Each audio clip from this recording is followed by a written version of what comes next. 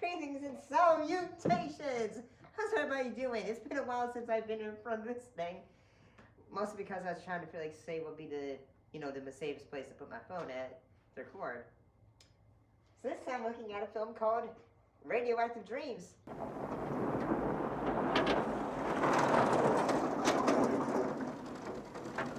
Miles? What? Just remember, no matter what kind of trouble you're in, Yeah?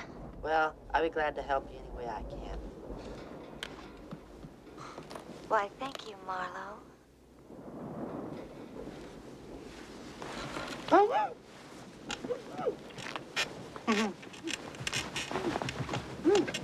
Gaming. Oh wait, gaming.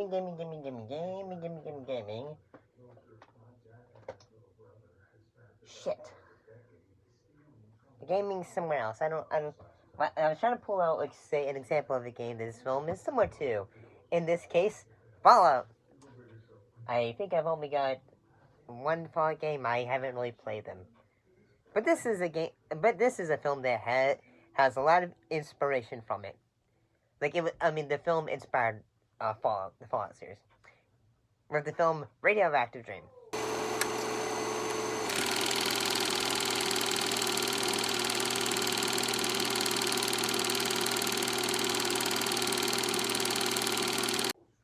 It's a post-apocalyptic science fiction film. So the film begins with two young boys growing up in a fallout shelter.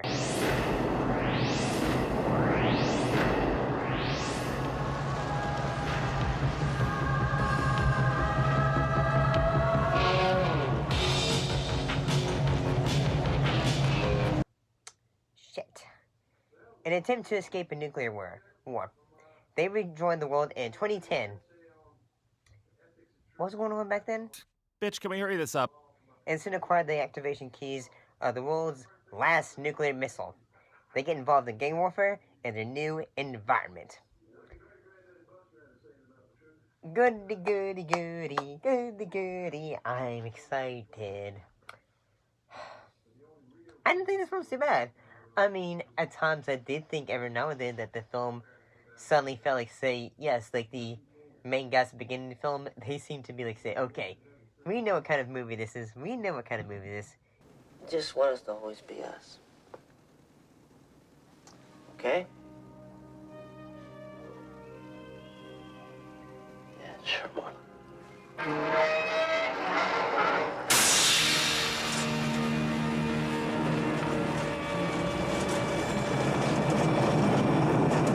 And that is something a bit silly. Like, especially when they're leaving the house for the first time with their car.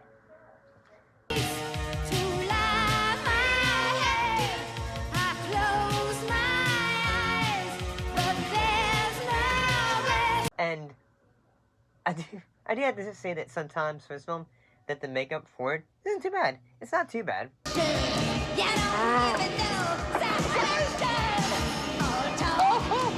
Kinky. How at the beginning of it, when we are suddenly introduced to all these characters, and when we finally go into the city, it sort of has, like, the normal look that you see, like, in all these post-apocalyptic films, like, say, the world is dingy, or it suddenly looks like, say, this looks like you're on the set of the Super Mario Brothers movie. The Red Onion turned out to be a pretty swanky gin mill. The doorman seemed a bit edgy, but Rusty got us in. With Bob Hoskins, that one. One thing I'm going to be honest and say that the world, the universe of this film, it is so dingy, and I'll be honest, the entire time I was watching this, it kept on making me think that, like, when we first are introduced to these, like, this universe, I kept on thinking, say, when shit finally hits the fan. Just lay back.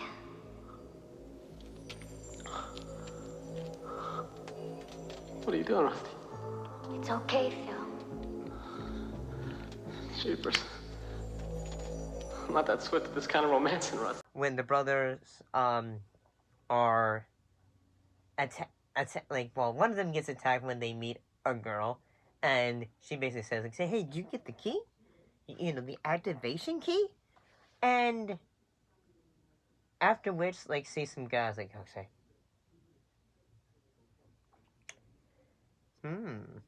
one thing that ends up happening is and as soon as like say some guy, like the character of Miles, she ends up like trying to like when they like she basically says, okay, I got the keys, yoink.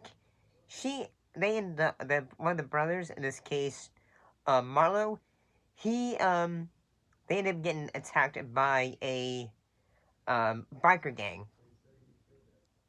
I'll say like when they finally do it, like say the second way like they're being held down, it made me think. What's it done, Rusty? Rusty!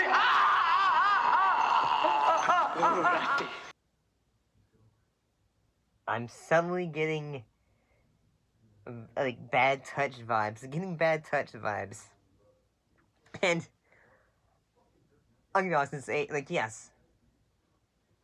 Even though this is a post-apocalyptic film where like the two brothers looks like they're dressed as detectives from the 1950s, the one thing I kept on thinking the entire time is, like, I kept on thinking, like, say the introduction, the moment in which, like, say the characters of Brad and Janet are introduced to the character of Riff Raff and Rocky Horror Picture.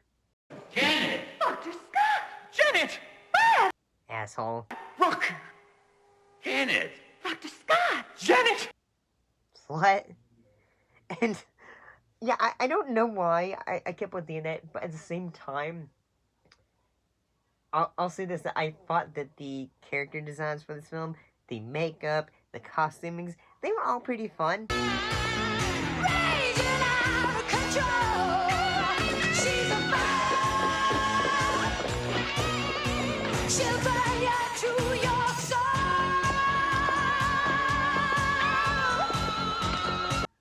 I mean, honestly, it makes me think, like, say, okay, if I had the budget, this is the kind of thing that I'm sure, that my friend Mr. King, he would have said, say, I have an idea for you. He probably would say, like, say, now read this for me, and now read it and give me your opinions. So cold. And now you're holding on to dreams of life.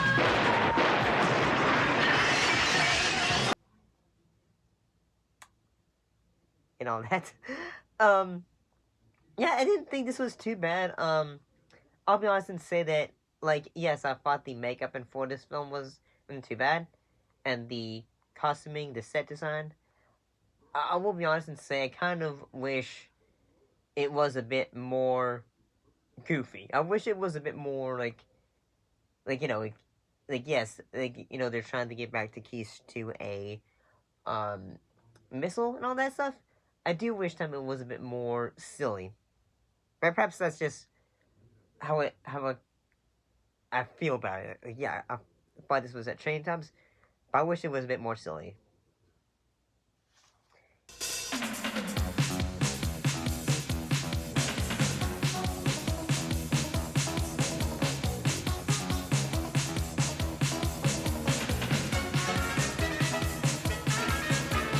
Now, if you excuse me, I'm gonna go back. I'm gonna watch some. Now, if you excuse me, I'm gonna watch some anime.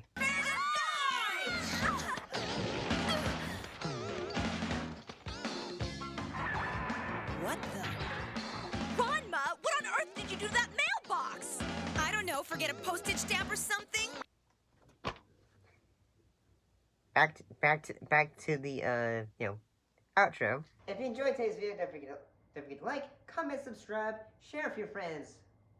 And as always, I have a question or a request. Don't forget to keep your popcorn warm, your drinks ice cold, and your eyes on the screen. I'll see you later. Glad to be back up here.